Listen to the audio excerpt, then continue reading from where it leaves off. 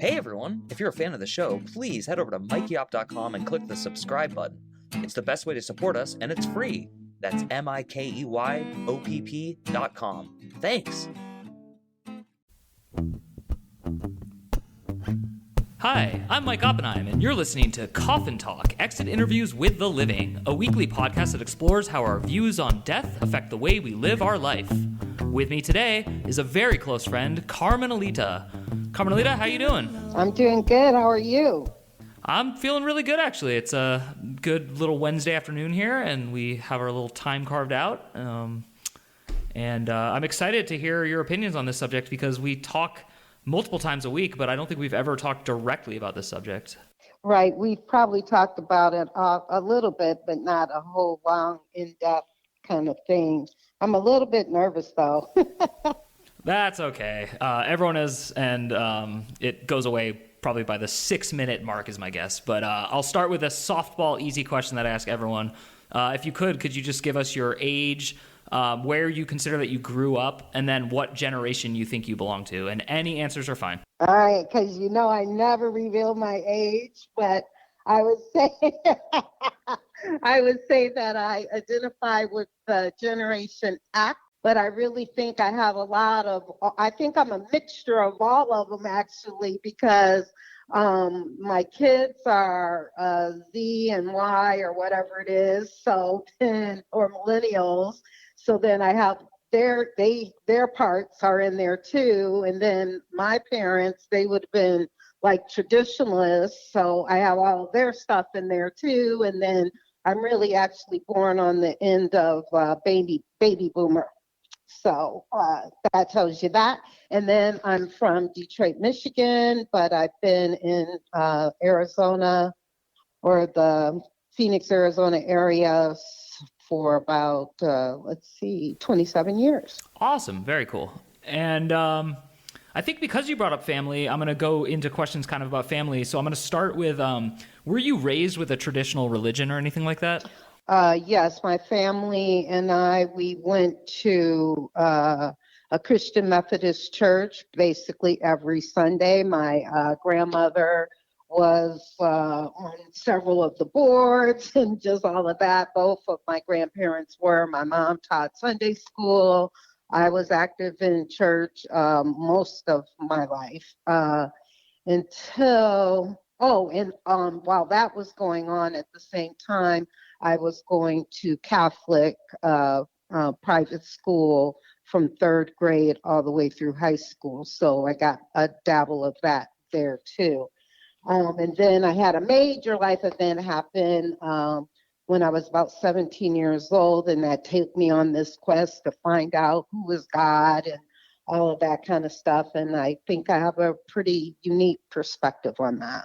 Awesome. Before that event, when you weren't searching for God, did you feel like any sort of connection with life and death and the subject of this podcast, like how your view on death affects the way you live? Or were you just kind of a normal kid just going through life?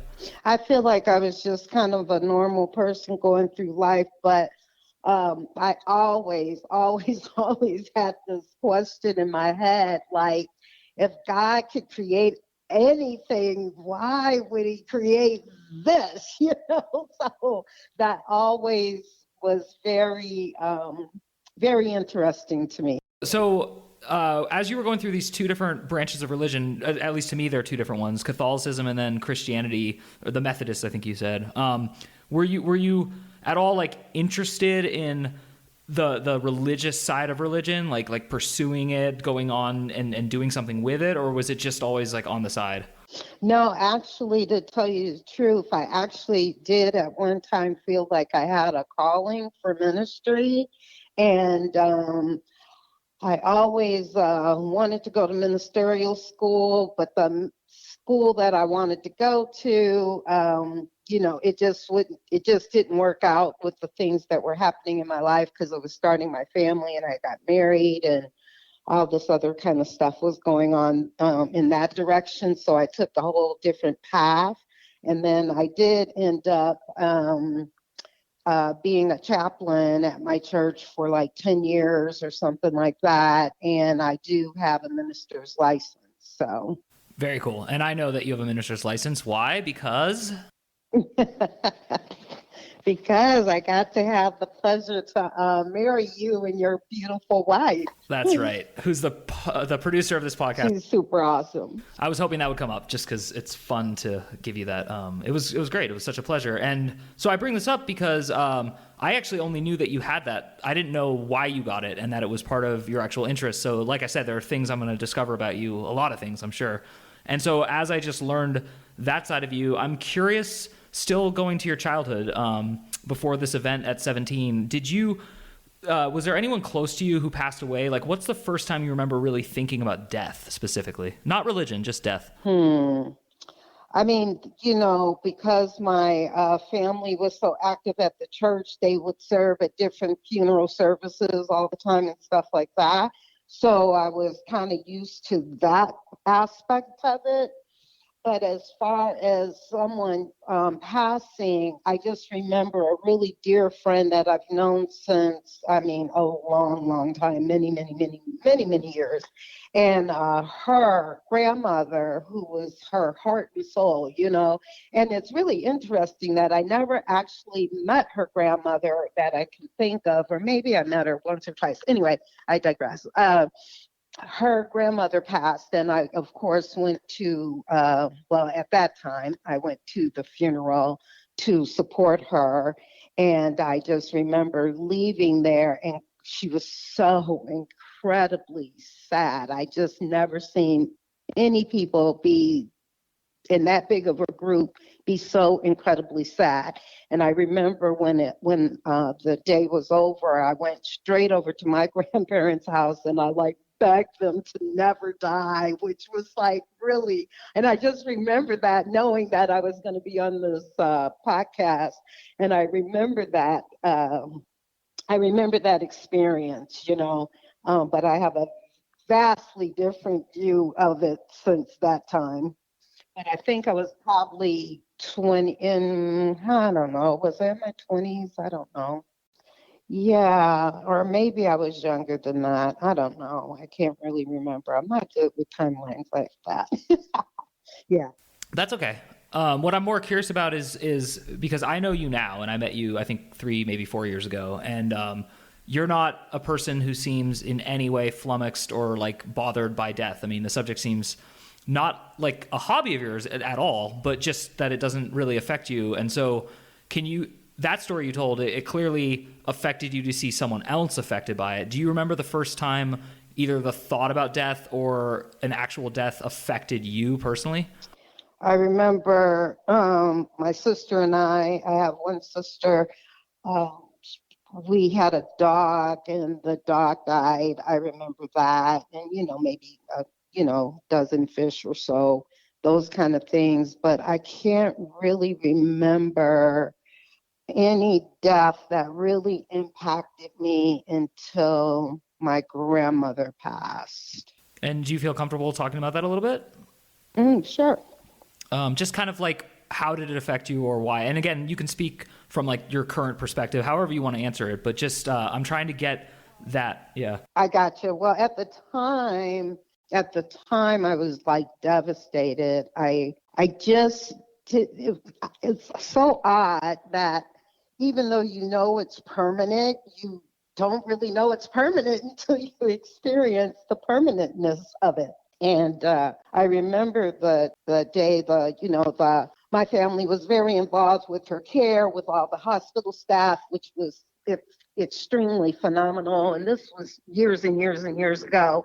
And so we were all called because it was close to the time, So we all went in, and I remember, I just remember seeing her there and saying to her, because my middle name I'm named after her, and people would always call her Isabel, but her name is actually Isabella. And so I remember asking her, is it Isabel or is it Isabella? And she's like, it's Isabella. And then I remember just saying, I love you. And it was just not final then, but then shortly after that, it was final. And then it's just always remained in my mind ever since then, all these years that there's never, ever, ever, ever enough times that you can say, I love you, or that you can hug someone that you love or share an experience with them. So that's just always stayed in my heart, you know. It was just always it was a very interesting feeling of it, you know, like, okay, how many times can I say it and it's still not going to be enough? I am so right there with you. And as you said that, I felt that feeling. Just it's so interesting that we all share that and we all understand that, you know, and everyone at some point sees tragedy in their form, I believe. And so for you, you said that you now have, I cannot remember how you phrased it, but I'm going to paraphrase you and say you have somewhat of a confidence about what you think this is all about, meaning like well, let me just ask you bluntly, do you think you understand or know what happens when you die? I don't think I know the answer to that. Let me see. Do I think I know the answer to that? I do not think I know the answer to that. I do have a belief, but I don't think I know. Well, let's get into that. What's the difference between a belief and like? I understand what you're saying, and you're not just trying to be humble. You're being very honest, and I like that. So I want to know, like, where does this confidence you have about how to live life come from? Because I do believe you have a confidence about how to live life. Well, I believe because I've had many near-death experiences. And after each one, as different as they were or similar as they were, because I've been in several car crashes and walked away, thankfully. I've almost drowned a couple of times. I've been kidnapped twice. So, I just want to repeat that for our audience. She's been kidnapped twice. I just think that's like, yeah.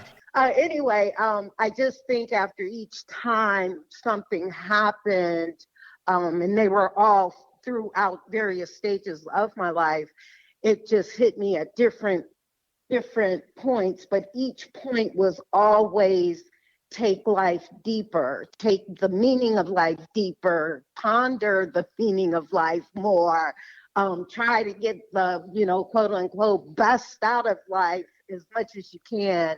And I think the conclusion that I'm really at is anytime that you're sharing love with another person or another human being, a person, they're the same thing, right? Or an animal or whatever, anytime you're sharing love, I just don't think it can be a bad thing. Wow, that's great. Okay, pick any of them. I don't care which, but give us one like of your near-death experiences and just kind of how that then gave you a little push like that. Can you pick any of them? Let's see. Wow.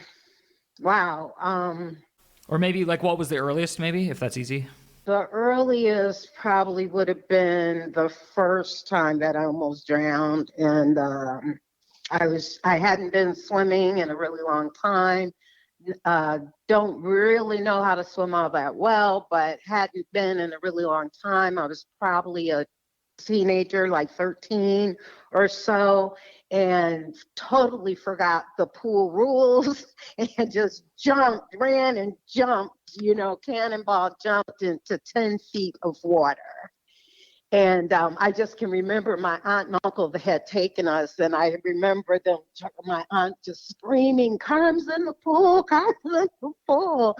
And just when I thought I was going to have to take that breath, he like grabbed me by my waist and just threw me up in the water and out of the water, and I was able to catch a breath before I went back down. So that was crazy. And like, you know, 13, it's kind of cool, but it's kind of super scary too, you know? And just that particular one made me very much a rule follower. I believe it affected me that way. I do believe in following the rules and checking the rules and being informed on the rules. So that's what happened out of that near-death experience. That's a really good story, and I like how you phrased it because it's first of all, I just thought of something interesting, which is no one would define near death the same way. So when you said the story, it's totally interesting to me because I think at like in your mid 30s, you may or may not have viewed it the same way, but at 13, that is totally a near-death experience. Like it's truly scary, because I had a similar thing with like an undertow in Mexico when I was about 12 or 13. And I'll never know how close I actually was to dying. I just know that I thought I was going to die. And so with your story, it's like terrifying if I think of like any of my relatives at that age having that experience. And so that got you to follow rules. So that kind of gave you like a human thing to do. Did it provide you with any spirituality by any chance? No, I don't remember any. No, I don't remember any difference there. Probably said thank God or something like that, and definitely thank you to my uncle. But yeah, I don't think much spiritual growth came out of that. Probably a bunch of prayers. My grandmother was very big on that. And when we got in the car, we had to pray before we could take off. I mean, seriously, this long, 5-minute prayer. And then when we got back, we had to have another prayer. So I'm sure there was a prayer about that. Got it. So actually, speaking of prayer and speaking of spirituality, in the modern context, so like today, as you sit here on this interview, what is your opinion in general of why your behavior is the way it is? So in other words, the normal question I ask people is, how does your view on death affect the way you live? This is kind of a little more nuanced in that, since you've talked around and directly about that subject, I'm curious, like right now, does the way you live your life have anything to do with your opinion or your belief, as you stated it, of what happens when you die? I think I would say it's probably more based on my spiritual beliefs. I guess I would say my comfort level, just my goals and different things that I'm comfortable with or that I want to expand on. I would say that's what drives how I live my life right now. Got it. So if I called you tomorrow, and this is probably not going to happen, but let's just pretend, and I said, hey, I know this bank and they're really lazy and they don't close the vault correctly, and I've noticed this 7 times. What do you say? You sit in a car with the engine running while I go in and rob it tomorrow. Would you say yes or no, and why would you give your answer? This is going to be recorded and placed in now. I would say no. I would say no. That doesn't appeal to me in any way, shape, or form. Got it. When's the last time you can remember something that's... Well, no, that's not the right question. So you said you follow rules, and I understand why you do. Are there any rules or laws that exist, and you do not need to be specific, that you don't follow and you don't follow them and you think it's just A-okay that you don't follow them? And again, you do not have to specify what they are. Yeah, driving. I do work diligently to be a good driver. And I do notice, like when I'm driving in my neighborhood, I don't want people speeding through my neighborhood. So I don't speed through my neighborhood, and I just try to be a better and better and better and more conscientious driver. So yeah, that would be one of the rules that I break routinely. Yeah, and we have that in common, and so did a different guest I already interviewed. I think that might end up being like the most popular answer, but it's a good question to kind of segue into the rest of what I'm trying to feel out, which is basically just morality. Everyone has a different concept of morality, and it has to do with laws, it has to do with parenting, it has to do with everything. And you've raised very successfully 3 children. I know all of them, and they're all technically adults and acting like it, and they're on their own now. So what would you say is now that you don't have kids who are necessarily watching your every breath and your every move, what keeps you from, like, what you just specified was the golden rule? It's your own neighborhood and you don't want other people speeding through it. So what, can you extend that a little further? How often is the golden rule driving your morality, so to speak? Interesting.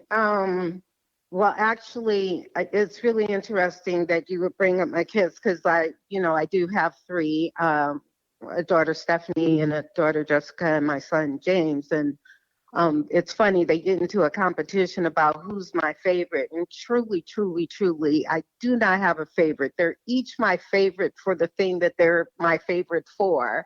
But I often say, I want to be like Stephanie. She's my oldest. I often say I want to be like her when I grow up. And it's interesting. I just recently had a little tiff with a family member, and in trying to smooth it over or do my amends on it. And I was dug in, man. I'm telling you, I was dug in. I wanted to, be right, and I am right, and that kind of thing. But I wanted to also move this relationship forward. And so I was thinking about it, and I know some people will be like, what would Jesus do? And it's like, well, what would Stephanie expect me to do or say here? And so I did just want them to be proud of me. So I would say that has a lot to do with it. Like, I want all three of them to be proud of me. I made a financial goal that I've been working on for maybe 2 years, and I recently reached it, and we celebrated it around the holiday time, and near the end of the year, holiday times. And so it was really interesting that they were all very proud of me. So I think that runs me a lot too. That's cool. That's really good. And that totally brings me back around to the question I almost asked earlier, but didn't, but now I do want to get to it. You do have a belief of what happens when you die. Can you just share what that is? What do you believe? I just believe that I'm just going to be a soul, like a orb, I guess. I don't really have a true definition of it, because I just think that it's something that doesn't make human sense. So on one hand, I'm a little bit curious to see what it would be, but I'm in no hurry at the same time. That's a really good answer, and I have a couple questions around it that I'll try to ask in the limited time we have. So let's say you're very wrong or you're very right. Or either way, do you feel pretty confident that you're okay? Yes. And as far as, because you went to a Catholic school, and I know Catholicism, from what I understand it, really, really presses this, there is a hell and it's for bad people.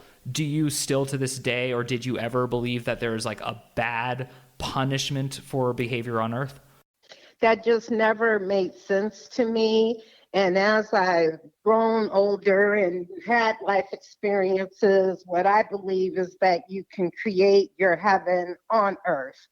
And I think it depends on different things that makes each person comfortable, or their quality of life can factor in if you're in hell or if you're in heaven. So that's where I place that concept. It just doesn't really, for some reason, doesn't make sense to me. That, especially with all the different little loopholes, because all you have to do is say, this, or you do that, or cross this, or, they've got all these different rituals you can do and you got to pass. So that just doesn't make sense to me. So what do you tell your children? What do you tell yourself? What do you tell someone like me when something really seemingly unfair happens, or when someone's just really cruel? Like, this summer we had the law enforcement issue with Mr. Floyd dying. We had the national election. We just so many different versions of what good behavior is and what bad behavior is, with so many different opinions. How do you personally explain that to yourself and maybe to your kids, but really to yourself? Really, I just kind of try to think about, where is the good in that? What is the forward movement? Why is that the choice, So, and it's really interesting, because I sit there and I think and I ponder that a lot. So if you really believe that there's no coincidences, there's no mistakes, well, then even Mr. Floyd's murder, as tragic as it was not a mistake, And for me personally, I feel restored and renewed by his sacrifice. I wish that it did not have to happen, and I do truly look forward to a day that these types of things aren't happening. And who am I to say? So that's like a real perplexing thing to me, because it's like, who am I to say what's right or wrong, or who should go or who shouldn't? Who am I to question God, so to speak, you know? So that's really been the thing. Like when my mom passed, that was probably where I think I solidified what I believe about when a person or a loved one passes over. And it's a really long story, but we ended up having two different services, my sister and I, because we live in, two different states. And so we ended up having two different ones. And the way that my mom wanted to be honored was just a really interesting thing. And I just think that she wanted a celebration of life, and we didn't have like a funeral service or any kind of church service or anything like that, although it was at the church, but we didn't have a religious type service. And it was more of a spiritual. And so it was just a really cool thing. And it just helped me to adapt the feeling of it's the circle of life, and just try to make the best on this side of the 6 feet as I possibly can. Well, that is a fantastic answer. And I do have barely enough time to finish, but I am going to let you have one last question kind of to answer, because I feel like it's been heading to this. What do you hope your legacy is when you do die? Oh, boy. Wow. Geez. I have no idea. I don't know. I guess I just hope people think that I was a really cool person and I shared love, and that they say nice things about me, that I was kind and generous and a good person. Well, to me, you've always been kind, you've always been generous, and you've always been a good person. So I will make sure that I help with that part of your legacy. Carmanlita, you've been an amazing guest. We talk so often that this time just flew by. I mean, I cannot even believe it's been half an hour. I just want to thank you again. Anything you want to add? Yeah, it was a blast, and it would be my pleasure to be back on. And I thought a half an hour, what the heck am I going to talk about for a half an hour? And it's already over with. So yay, that was great. Thanks for having me. Awesome. Well, Carmanlita, thank you again for helping us put another nail in the coffin. And again, I am Mike Oppenheim, and this is Coffin Talk, Exit Interviews with the Living, and we will see you soon. Walking alone when I walk in